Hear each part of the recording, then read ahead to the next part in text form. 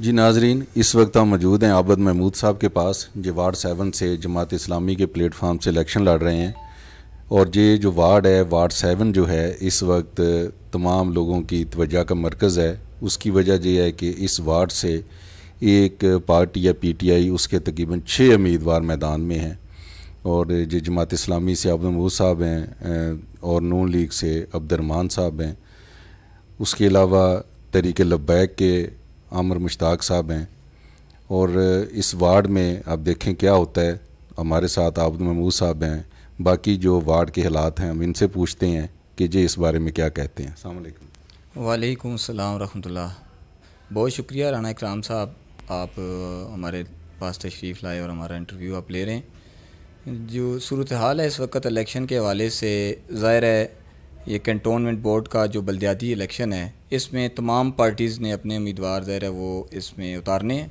इसी तरह मतलब जो हर फ़र्द है उसका भी एक अपना सियासी असर रसूख होता है, और वो भी मतलब सोचता है कि मुझे टिकट मिले और मैं भी अपने हलके के अंदर अपनी नुमाइंदगी करूं और इस आवाम की कोई खिदमत करूं। लेकिन यहाँ पर थोड़े से हालात इस तरह के हैं कि एक ही पार्टी है जिसके मतलब 6 उम्मीदवार मैदान के अंदर आ चुके हैं, और वो सारे ही मतलब इस चीज़ के ख्वाहिशमंद हैं कि उनको टिकट मिले और हम पार्टी का इलेक्शन लड़ें। लेकिन मैं ये समझता हूँ कि इस जगह में भी जमात इस्लामी या इसके अलावा कोई दूसरी जमात जिसका नाम लिया जा सकता है कि डिसिप्लिन के लिहाज से अल्हम्दुलिल्लाह जमात इस्लामी इस वार्ड नंबर 7 के अंदर नहीं बल्कि पूरे वाकंट में पहले नंबर पर है, कि जिसका कोई दूसरा उम्मीदवार नहीं है। जमात इस्लामी का एक तरीक़ाकार है, एक डिसिप्लिन है, उसके अंदर उम्मीदवार ख़ुद नहीं होता बल्कि उसके अंदर उम्मीदवार को खड़ा किया जाता है, और वो खड़ा किया जाए तो फिर वो बैठता भी खुद नहीं है बल्कि वो एक नज़म के तहत होता है। नज़म के बगैर वो कुछ भी नहीं कर सकता। तो अल्हम्दुलिल्लाह हमारी पहली कामयाबी ये है कि हमारी जमात ने हमें ये समझा कि आप अपने इलाके की खिदमत कर सकते हैं, आप अपने इलाके की उन महरूमियों को दूर कर सकते हैं जो इस वक्त आपके इलाके के अंदर आवाम को दरपेश हैं।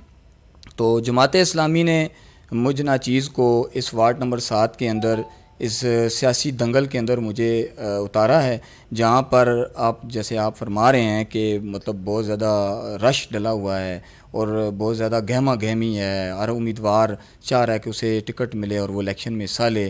तो वहाँ पर मैं बिल्कुल अपने आप को मतलब एक नुमाइंदा की हैसियत से पेश कर रहा हूँ अपने आप को अवाम के सामने। और इंशाअल्लाह जमात इस्लामी ने पूरे वाकंड को एक तामीर वाह के नाम से एक मंशूर दिया है।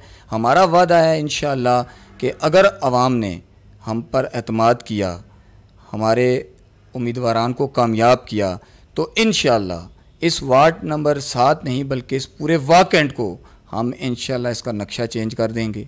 जो इस वक्त कैंटोनमेंट बोर्ड के अंदर जो नारवा सलूक हमारे साथ किया जा रहा है, अकरबा परवी का जो तरीका हमारे साथ अपनाया जा रहा है, रिश्वत खोरी है जो इसके अंदर, इंशाअल्लाह जमात इस्लामी के उम्मीदवार कामयाब होंगे। अपने हलके के अंदर जितनी भी महरूमियाँ हैं, कैंटोनमेंट बोर्ड सिर्फ नाली और गटर पकाने का नाम नहीं है बल्कि इसके अलावा उस अवाम के जो हुकूक़ हैं वो बेशुमार हैं। सबसे बुनियादी हुकूक़ तालीम है, सेहत है और वहाँ की सफाई है, जो कि ना होने के बराबर है बल्कि है ही नहीं। इंशाअल्लाह जमात इस्लामी का ये मंशूर है, जब वो उसके उम्मीदवार कामयाब होंगे वो अपने हलकों की इन महरूमियों का अजाला करेंगे। आप क्या समझते हैं कि वार्ड 7 का सबसे अहम मसला क्या है? वार्ड नंबर 7 का सबसे अहम मसला ये है कि यहाँ पर कोई अच्छा स्कूल नहीं है। हमारी माएँ बहनें बेटियाँ रोड क्रॉस करके अंदर आती हैं और अंतहाई मुश्किल और अजियत में है कि एक अच्छा और मयारी स्कूल इस वार्ड के अंदर नहीं है। सफाई का बिल्कुल कोई अच्छा निज़ाम नहीं है, गंदगी के ढेर हैं हर गली के अंदर, अच्छी सड़कें नहीं हैं, अच्छी गलियां नहीं हैं, सीवरेज का प्रॉपर निज़ाम नहीं है। सिर्फ गलियां पकाई गई हैं लेकिन उनका प्रॉपर निज़ाम मौजूद नहीं है। किसी नक्शे के मुताबिक इसको इन गलियों को नहीं बनाया गया। पानी अब जब भी बारिश होती है गलियों के अंदर ढेर लगा हुआ होता है, माओ बहनों और बच्चियों का, बुज़ुर्गों का गुजरना मुश्किल हो जाता है। और इसके अलावा एक बहुत बड़ा मसला है पीने का साफ़ पानी। पीने का साफ़ पानी इस इलाके के अंदर, मुनीराबाद के अंदर पीने का साफ़ पानी नहीं है। लोगों के लिए सबसे अहम मसला है। इंशाअल्लाह ये हमारी अव्वल तरजीह होगी, स्कूल और कॉलेज, डिस्पेंसरी और पीने का साफ़ पानी और सफाई का बेहतरीन निज़ाम इंशाअल्लाह हम लाएंगे। तो आप क्या समझते हैं कि आपकी रिहाइश घटिया रोड पर है, और आप किस इलाके से ज़्यादा वोट, वार्ड 7 के किस इलाके से ज़्यादा वोट हासिल कर पाएंगे? इंशाल्लाह जी, मैं अब सबसे पहले तो जहाँ रहाइश है मेरी, इंशाल्लाह वहाँ से मैं एक अच्छी वोट हासिल करूँगा। लेकिन वार्ड नंबर 7 में मेरा तकरीबन हर जगह वर्क मौजूद है, मनीराबाद, असाबाद, सदात कॉलोनी। लेकिन सबसे ज़्यादा जो मेरा अपना रहायशी इलाका है अहमदनगर कटिया रोड, इंशाल्लाह वहाँ से सबसे ज़्यादा वोट मैं हासिल करूँगा। आप अपने वोटर्स को क्या पैगाम देना चाहते हैं? क्या नारा है आपका, क्या मकसद है कि अवाम आपको वोट दे? इसमें आप क्या अपने वोटर को कहना चाहेंगे?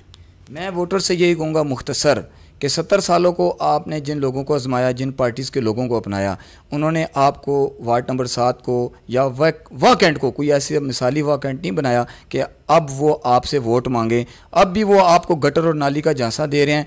मेरी आपसे अपील है, ये गटर और नाली इससे सियासत से निकल कर हकीकी नुमाइंदों को चुनें जो आपके मसाइल को जानते हों, जो आपके मसाइल को हल करने की क़ुव्वत रखते हों और हकाम बाला के सामने आपका मुकदमा लड़ने की क़ुव्वत रखते हों और आपको आपका खोया हुआ वो हक दिलवाने की जुर्रत रखते हों, ना कि किसी के घुटनों में जाकर बैठ जाएं या किसी के आगे मिन्नत गुज़ारी करें, बल्कि आपका हक जो आपसे छीना गया आज दिन तक गटर और नाली के ज़रिए, वो हुकूक जो बुनियादी हुकूक हैं मैंने आपको पहले भी बताए हैं, वो लेने के लिए इंशाल्लाह जमात इस्लामी अपनी आवाम को ये मैसेज देती है कि आप अपने हकीकी नुमाइंदों को चुनें जो आपके हकूक़ का दफा कर सकें।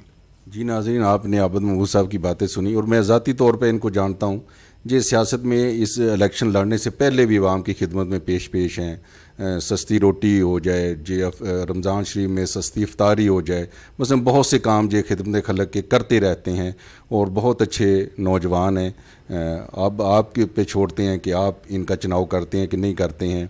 वार्ड 7 के अवाम ने इनकी बातें सुन ली हैं, अब फैसला आप पे है कि आप 12 सितंबर को इनके हक़ में फ़ैसला क्या देते हैं। Thank you very much.